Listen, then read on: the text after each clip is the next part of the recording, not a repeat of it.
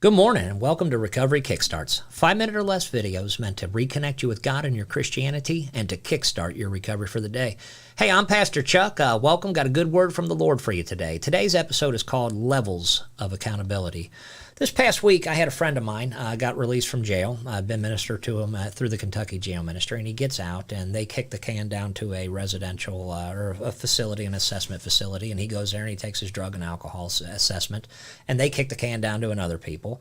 And then the guy comes to me, and he's like, "Listen, man, I want Jesus," because I'd offered to him a residential treatment facility program where discipleship was the primary goal. He's like, "I want to do that," and I'm like, "Well, listen, Kentucky don't like sending their guys to Ohio, and this place is in Ohio, and Ohio don't like sending their guys to Kentucky," and so we went ahead and did it. We got him over there into this program this week, but then the state of Kentucky didn't like that, and so we were talking to his people, and I said, "Hey, listen, can you just re-refer him to this program? You've recommended intensive outpatient, which is mid-levels of accountability, and I've put him in a residential program, which is maximum levels of accountability."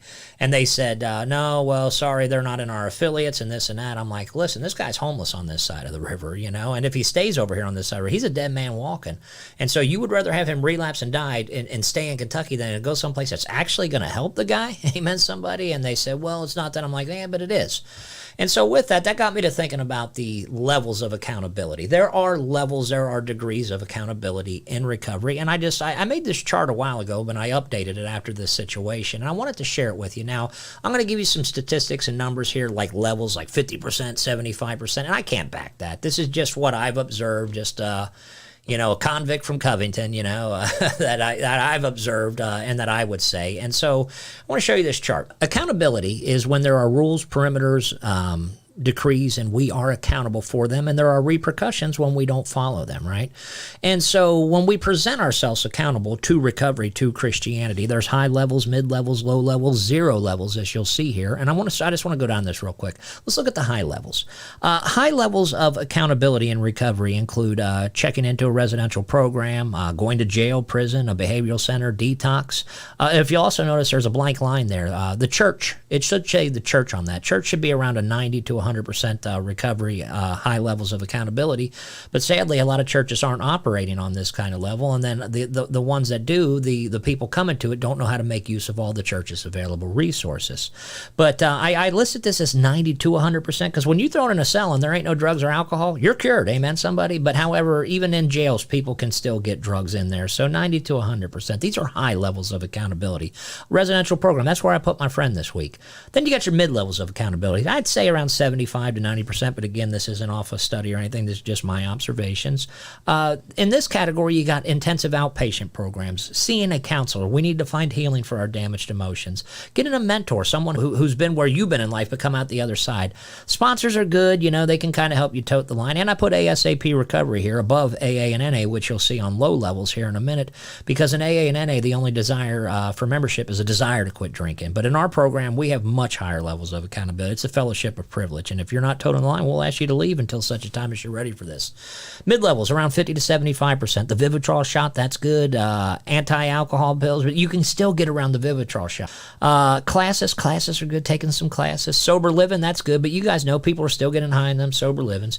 Then you got your low levels. Recovery meetings, AA and NA. See, their goal is sobriety instead of Christianity, so they're only dealing with the branch instead of the root.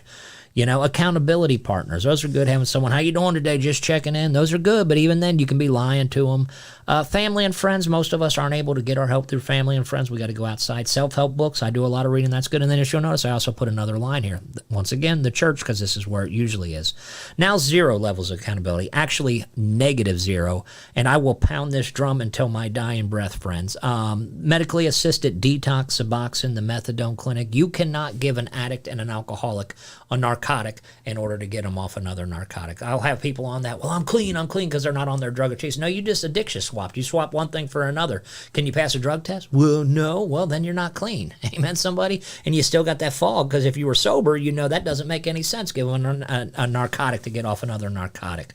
So anyways, there are levels of accountability in recovery. And if you want to go the distance, then you're going to need to be up here somewhere. Now, I'm not saying you got to go to treatment or whatever to do that.